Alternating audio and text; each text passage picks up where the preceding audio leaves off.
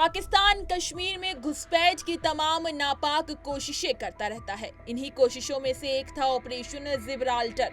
अरब देशों की रणनीति से सीख लेकर पाकिस्तान ने कश्मीर को हथियाने के लिए अब तक का सबसे बड़ा सीक्रेट ऑपरेशन चलाया था।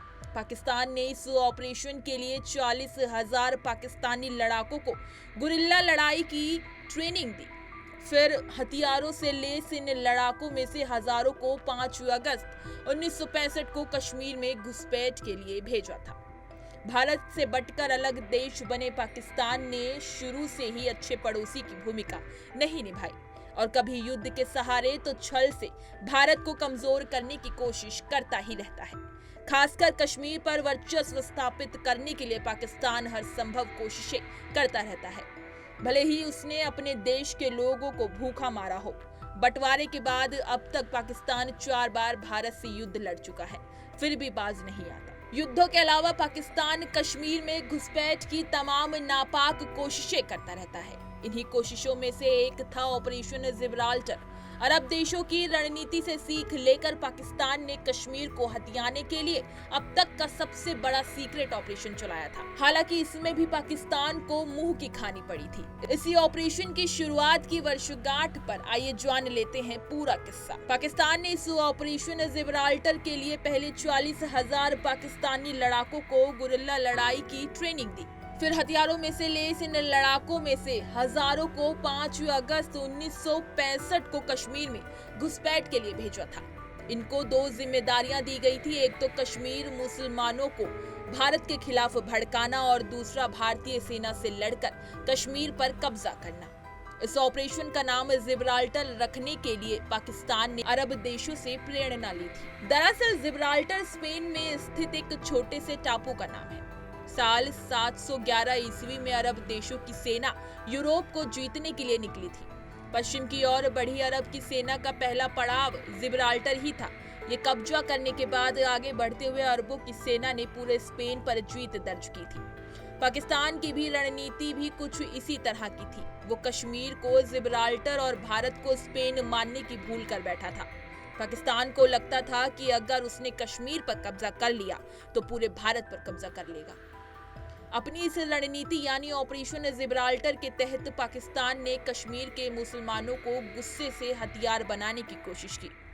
तब हजरत बल दरगाह पर रखा गया पैगंबर मोहम्मद का बाल अचानक गायब हो गया था। इससे कश्मीरियों में काफी गुस्सा था। इस गुस्से का फायदा उठाने के लिए और कश्मीरियों को और भी ज्यादा भड़काने के लिए पाकिस्तान ने अपने 8,000 सैनिकों को सादे कपड़े में कश्मीर भेज दिया। वो लोग कश्मीर में आम नागरिकों की तरह रहने लगे और भारत के प्रति लोगों को भड़काना शुरू कर दिया। पाकिस्तान का मानना था कि कश्मीर के लोगों के गुस्से का फायदा उठा लेगा और इसका उल्टा हुआ। पाकिस्तानी घुसपैठे कश्मीर की मीठी बोली के बजाय पाकिस्तानी पंजाबी बोल रहे थे। इससे कश्मीर के लोगों को यकीन हो गया कि उन्हें भड़काने की कोशिश कर रहे लोग सीमा पार से आए हैं। बस उनके मंसूबे भांपते ही कश्मीर के लोग पहुंच गए भारतीय सेना के पास और उनके सामने पूरे मामले का खुलासा कर दिया। फिर तो कश्मीर में तैनात विशेष बलों ने जवानों ने इन पाकिस्तानी घुसपैठियों को खोज कर मारना शुरू कर दिया। कश्मीर में तैनात भारतीय जानबाजों ने हजारों पाकिस्तानी घुसपैठियों को पकड़ लिया था। इसकी खबर पाकिस्तान में रहनुमाओं को लगी तो उन्होंने भारत की सीमा पर तोपों से गोलीबारी करनी शुरू कर दी। इसके बावजूद ऑपरेशन जिब्राल्टर बुरी तरह से विफल और पाकिस्तानी गोलीबारी का भी भारत ने मुंहतोड़ जवाब दिया। पाकिस्तान ने इसी चाल के कारण 1965 में भारत पाकिस्तान युद्ध की नींव पड़ी थी। वास्तव में पाकिस्तान ने ऑपरेशन जिब्राल्टर की शुरुआत अचानक नहीं की थी। वो काफी लंबे समय से इस सीक्रेट ऑपरेशन की योजना बना रहा था। बताया जाता है कि 1950 के ही दशक में कश्मीर पर कब्जे के लिए पाकिस्तान इसकी प्लानिंग करने लगा था। तब पाकिस्तान के विदेश मंत्री रहे जुल्फिकार अली भुट्टो का भी इसको पूरा समर्थन मिला था।